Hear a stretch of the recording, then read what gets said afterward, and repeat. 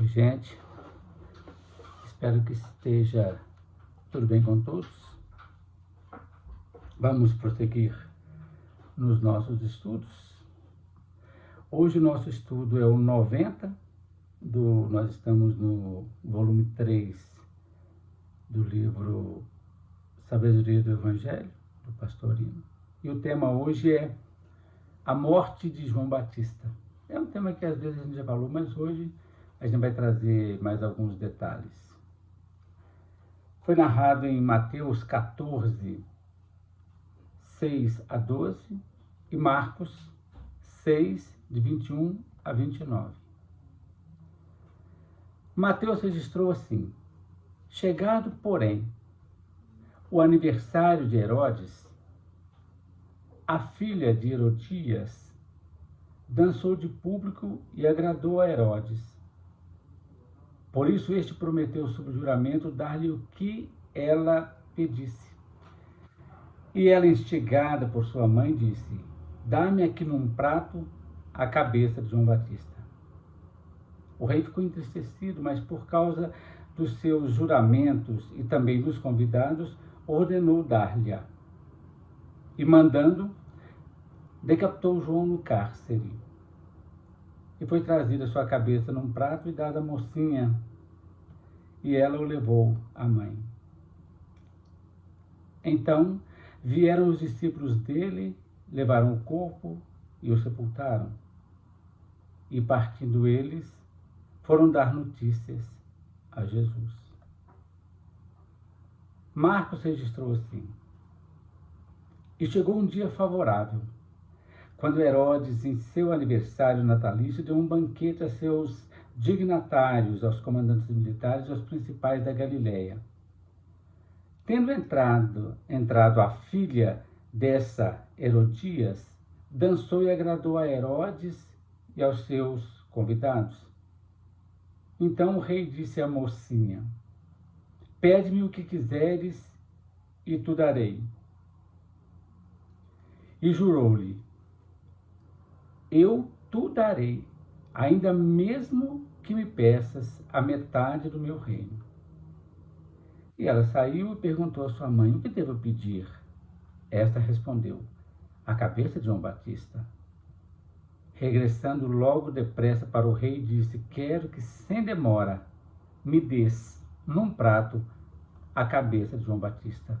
O rei ficou muito triste, mas por causa do juramento e também dos convidados, não lhe a quis recusar. Imediatamente, o rei enviou um guarda com a ordem de trazer a cabeça de João. Saindo, ele decapitou no cárcere e trouxe a cabeça dele num prato e deu à mocinha. E a mocinha deu à sua mãe. Sabendo disso, vieram seus discípulos e levaram o cadáver dele e o depositaram num túmulo. Estudando a lição, então, a primeira coisa interessante é um dia favorável, né? Narrado por Marcos. O que significa isso? Herodes, ele tinha o desejo de liquidar João Batista, mas ele receava uma revolta popular.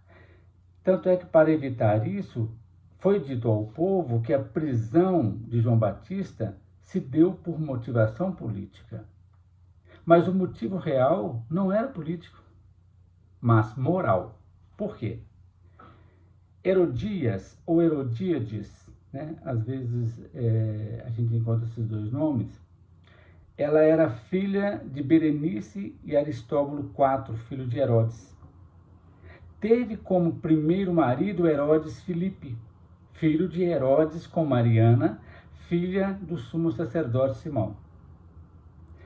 Herodias e Herodes Filipe tiveram uma filha chamada Salomé, essa menina, essa mocinha. Herodias separou-se do marido para casar com outro meio-tio, Herodes Antipas, que para casar com Herodias se divorciou de sua primeira esposa, Falésia, filha do rei Nabateu Aletes IV. e a união deles foi condenada por João e gerou animosidade entre o povo, que acusou o casal de incesto.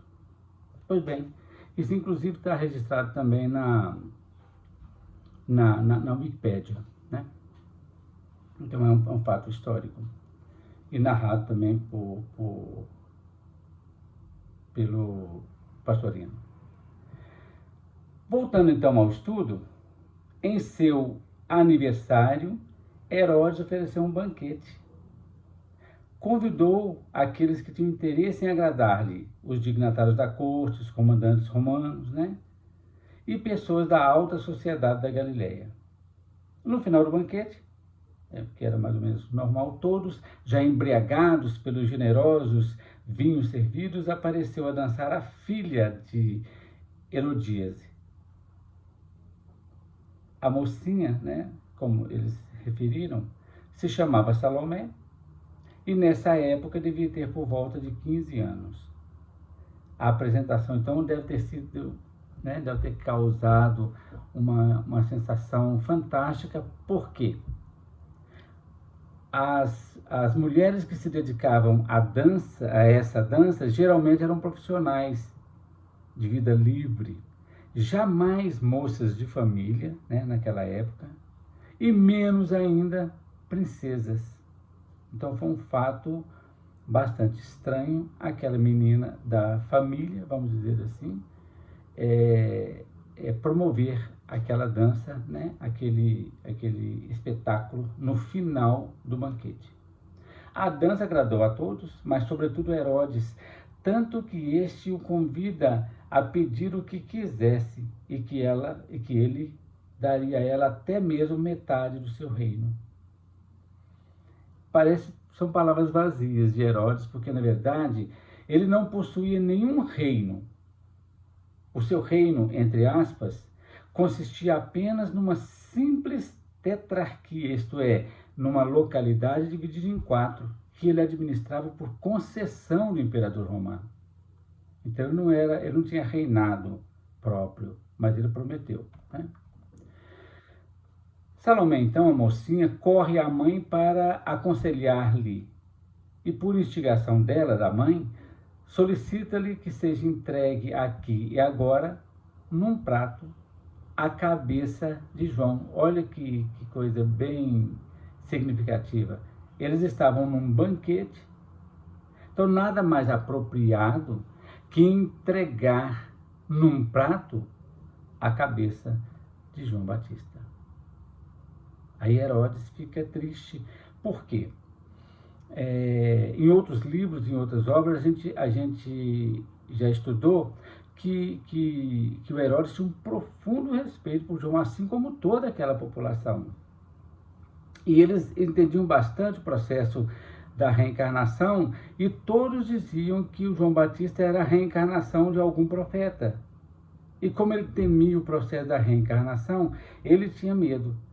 Mas instigado, né, pela própria mulher e agora pela promessa que ele fez à filha da sua mulher, ele então pede, né, e vai cumprir. E diante da promessa feita, todos aqueles convidados, ele não podia, né, como diz o pessoal, voltar atrás. Aí ele vai cumprir o que ele prometeu e dá ordem a um guarda que cumpra, né, aquela tarefa.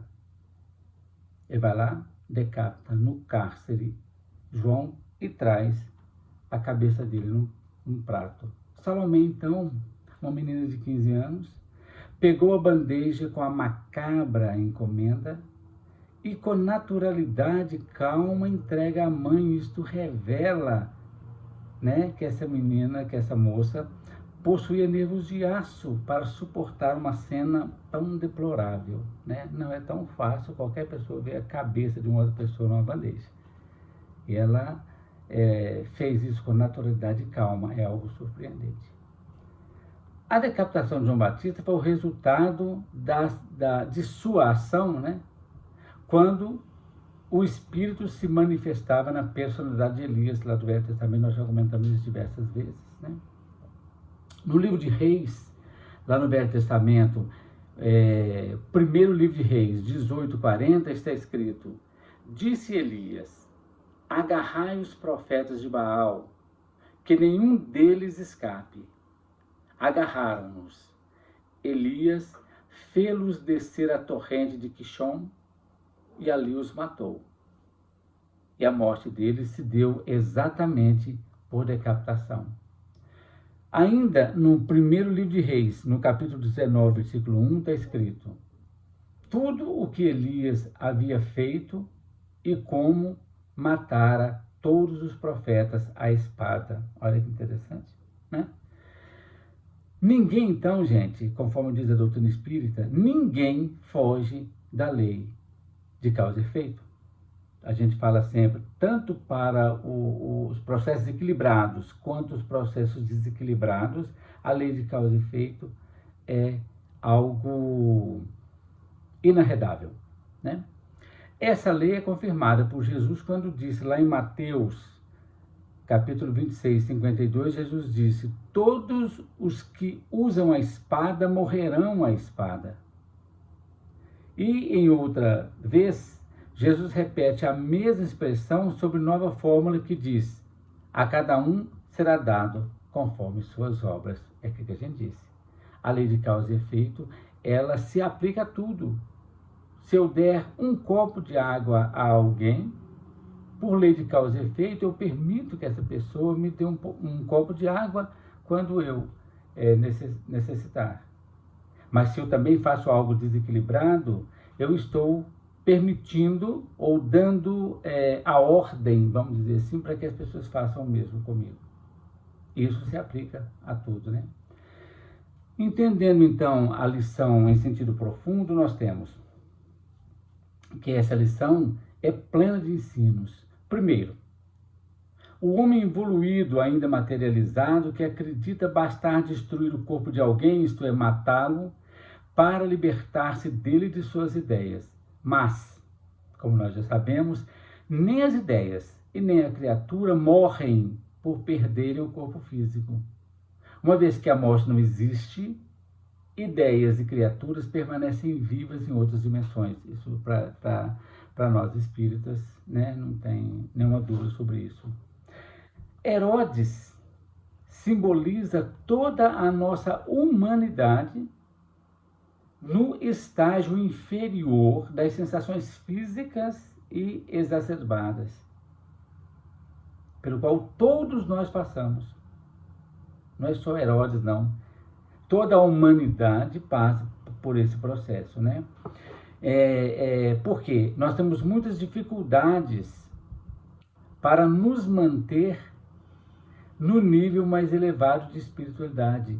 Efetivamente, nós aqui encarnados na Terra, nós vivemos e somos influenciados e manipulados muito mais pelas nossas sensações e emoções, como nós já falamos diversas vezes, né? Verificamos na lição, então, a ascendência das profundas ilusões fortíssimas que alimentam a nossa personalidade.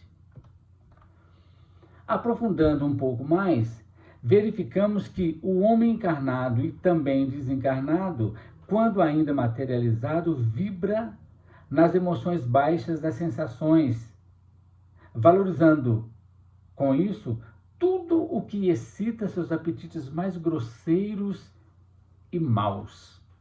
Exemplo disso é Herodes, né, que a gente traz na lição, que tanto se fascinou pela dança da mocinha, relatada no Evangelho, que se dispôs a sacrificar até mesmo metade do seu reino, pelo prazer que lhe deu ver a dança sensual de Salomé. Outro fato, o luxo falso. Convidar aquelas pessoas, só aquelas pessoas que a gente acha que politicamente ou socialmente vai nos agradar, né? Então, é um falso luxo convidar dignatários e autoridades transitórias sem levar em conta o valor da individualidade. né? Isso é interessante. Outro fato, a gula, banquetes para comemorar eventos alegres, só satisfeitos mediante sensações gustativas, né? A gente, na verdade, a gente precisa do alimento, isso do ponto de vista prático mesmo, para que haja a nutrição do nosso corpo. Não tem nada a ver uma comida gourmetizada, está tudo bem, mas o básico da alimentação é manter a saúde do corpo físico, né? A luxúria, nesse caso, proveniente da dança sensual que excita os prazeres, os apetites lascivos. Gente, deixar uma coisa muito clara. Não tem nada de errado na arte da dança, que é uma arte maravilhosa. Mas essa dança em particular, que foi premeditada, ela teve um objetivo especial de conquistar a morte. Porque a dança, na manifestação artística, é algo belíssimo, fundamental, né? Os próprios anjos, querubins e serafins, eles dançam com graça e leveza, descrito inclusive no Apocalipse, né? E em outras obras. Agora, essa dança, ela teve, como nós vivemos na dualidade, tudo pode ser para o bem ou tudo pode ser para um processo de grande desequilíbrio. Agora, uma coisa importante que a gente sempre traz é que tudo isso, gente, não ocorre só com os outros. Ninguém está aqui para criticar Herodes, Salomé, Herodíades, nada disso. Porque todas essas personalidades estão simbolizadas em nossas emoções. Então não acontece só com os outros, mas com cada um de nós também. Porque nós, levados pelas sensações e emoções descontroladas, quantas vezes somos convencidos a faltar com os nossos deveres espirituais para satisfazermos os nossos apetites inferiores, agradando a nossa vaidade, a nossa ambição, o nosso apego às coisas de formas passageiras e por aí vai, né? Etc e tal. E foram essas sensações que levaram Herodes a repudiar a filha de Aletes IV, por preferir Herodíades, já conquistada pelo seu próprio irmão consanguíneo. Foram essas sensações, que induziram a filha a perturbar a cabeça de Herodes por meio da dança lasciva. E essas mesmas sensações, por meio delas, que pediram a vingança, como vingança, a cabeça de João Batista. Olha, claro, são exemplos fortes, né? Mas a gente precisa ter muito cuidado com as nossas sensações, as nossas emoções, né? Por elas, então, temos que ter cuidado, porque por elas sacrificamos o espírito à matéria, o eu eterno às satisfações do eu transitório, e cortamos a cabeça de nossa consciência, esperando silenciá-la para sempre. Resumindo então a lição, trazendo para o nosso campo íntimo, temos a filha, sensações, que pede opinião à mãe, as emoções, a respeito do que deve escolher. Na verdade, são as emoções que governam as sensações da personalidade matura. São as emoções que causam os maiores descontroles e desequilíbrios em nossa vida. Finalizando, a lição básica é a aplicação indiscutível da lei de causa e efeito, que é chamado de karma. Mesmo João Batista, que não era qualquer espírito, né, o representante da personalidade iluminada, o maior dentre os filhos de mulher, que Jesus ressaltou, precisou passar pelo cumprimento dessa lei. E essa mesma lei, aplicada ao Batista, será aplicada a todas as criaturas nos infinitos universos criados por Deus, nosso Pai.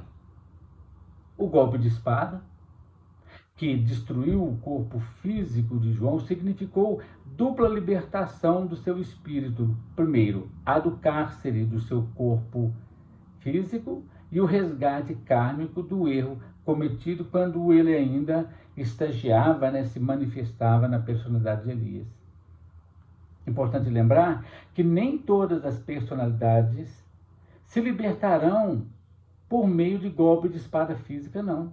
Muitos sofrerão golpes de companheiros, de amigos, de esposos e esposas, de filhos, de pais, de parentes, que vêm para requalificar os erros do passado e que às vezes nos fazem sofrer muito mais do que a morte pelo fio de uma espada. A lição é essa. Estamos todos ainda encarcerados na matéria. E uma vez nessa prisão, não sairemos de lá até termos pago até o último centavo. Foi isso que eu preparei, gente, para a gente prosseguir os nossos estudos. Na semana que vem a gente prossegue. Muita paz a todos e que Jesus nos abençoe hoje e sempre.